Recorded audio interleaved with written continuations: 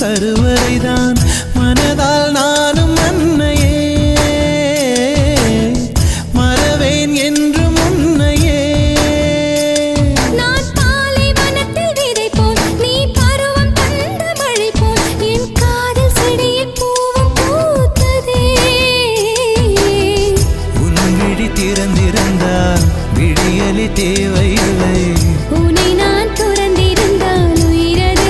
சொந்தமில்லை இத்தனையும் இனி கிடைக்குமா கிடைக்கும் கிடைக்கும் நான் கூட சொல்கிறேன் அழகே பிரம்மனிடம் மனு கொடுக்க போயிருந்தேன்